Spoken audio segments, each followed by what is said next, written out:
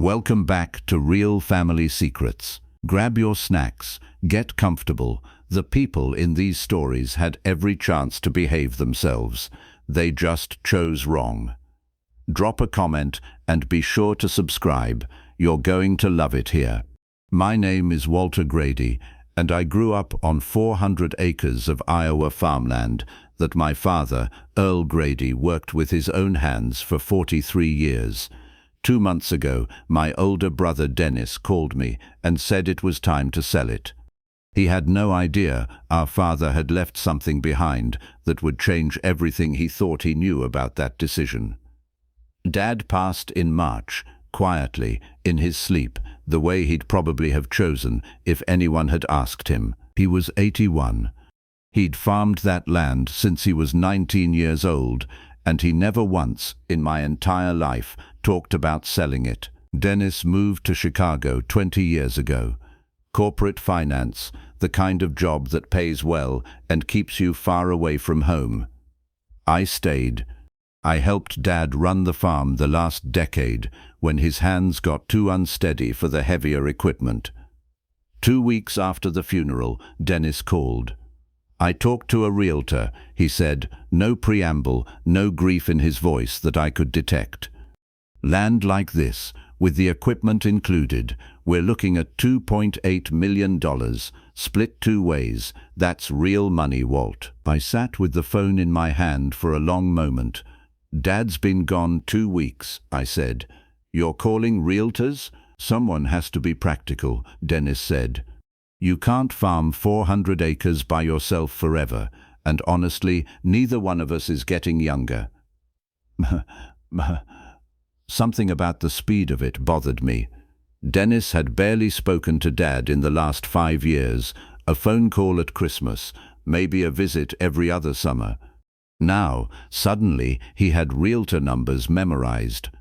I called our mother, well, our stepmother, Patricia, who'd married Dad 11 years after our mother passed. She and Dennis had always gotten along well, better than Dennis and I did most years, if I'm honest. Has Dennis talked to you about selling? I asked her. There was a pause on the line that told me everything before she said a word. He mentioned it, she finally said. He said the farm's just sitting there depreciating, that Earl would understand, that practical decisions are what your father would have wanted. Dad never once used the word depreciating about that land in his entire life. I drove out to the farmhouse that weekend, mostly to sit in Dad's old study and be somewhere that still smelled like him. I wasn't looking for anything specific. I just needed to be there. I opened the bottom drawer of his roll-top desk, the one that always stuck, the one none of us ever bothered forcing open because the key had been lost for years. This time, it gave way easily, like someone had opened it recently. Inside was an envelope with my name on it. Just Walter in Dad's handwriting, the same handwriting from every birthday card I'd ever gotten from him.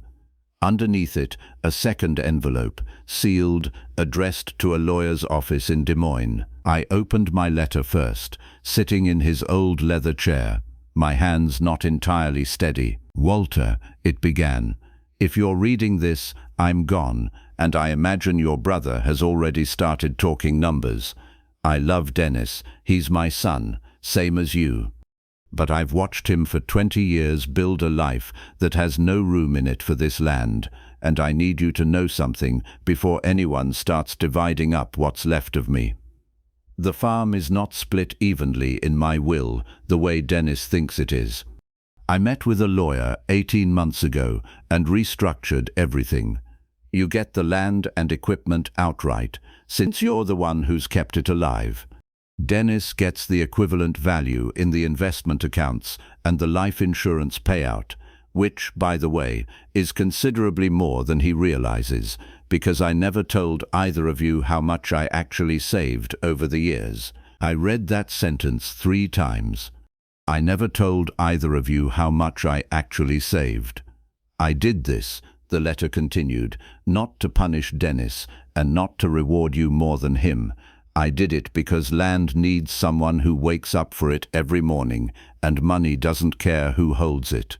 The lawyer has the full documents. His name is Gerald Fitch, and his number is below. Talk to him before you talk to your brother. And Walter, take care of this place. It took care of us for a long time. I sat in that chair for a long time after I finished reading. I won't pretend the letter didn't make me feel something complicated. Relief, grief, a strange kind of guilt for feeling relief at all. I called Gerald Fitch first thing Monday morning. Everything in the letter was accurate, down to the number. Dad had accumulated just over $1.9 million in investment accounts and life insurance that neither Dennis nor I had ever known about. Money he'd built slowly and privately over 4 decades, never once mentioning it, living modestly the entire time. Dennis's number was actually higher than the value of the land itself once everything was totaled. But he didn't know that yet, and I had to figure out how to tell him without it sounding like I was gloating over a farm I was frankly thrilled to keep. I invited him out to the farmhouse the following weekend. I sat him down in Dad's study, in the same chair I'd been sitting in when I read the letter, and I handed him the sealed envelope Dad had left for Fitch's office, a duplicate copy Gerald had given me for exactly this moment. "What is this?" Dennis asked. "Read it," I said. "It's from Dad. It explains everything." Midday Tetrablumsor. I watched my brother's face move through the same stages mine had. Confusion, then disbelief, then something that looked almost like anger, before settling, slowly, into something quieter. "He never told me about any of this money," Dennis said, his voice tight. "Almost $2 million, and he never said a word." "He never told me either," I said. "I found out the same way you're finding out right now."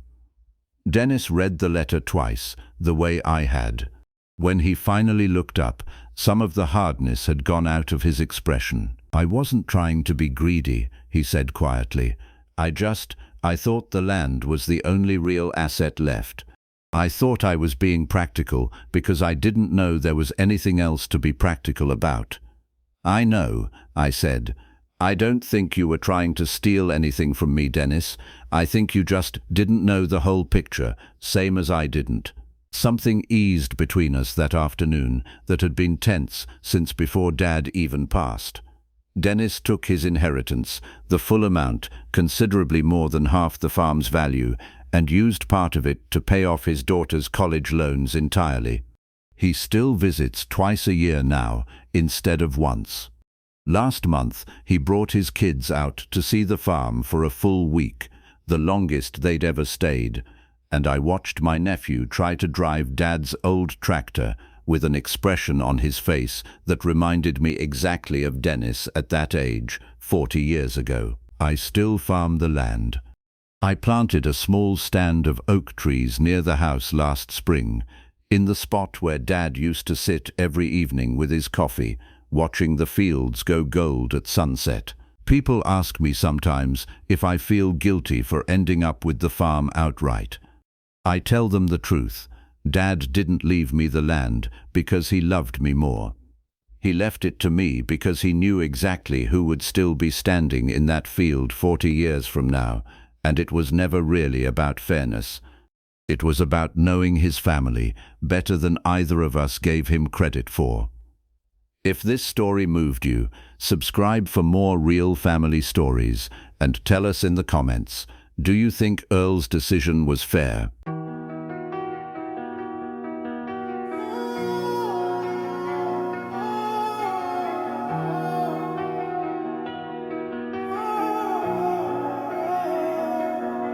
Barely awake, skyline flickers through the blinds. Ash on the tabletop, rhythm tapping in my mind. Phone lights blink, voicemails from yesterday.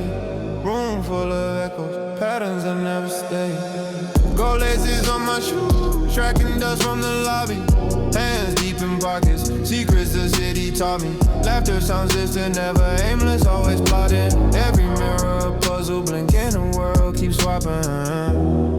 I hear the crowds low growl from behind the door. No script for the night, wild cards all on the floor. Running from routine, chase the static instead. Every line I draw, I erase and rewrite in red. I'm out where the signal distort.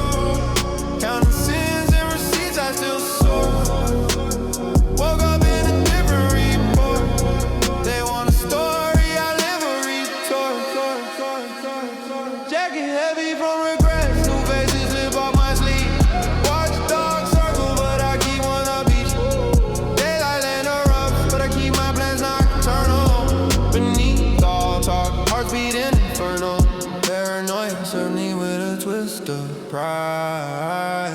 No instructions for this ride. Static on my tongue when the truth collide. I added the past, no guide, just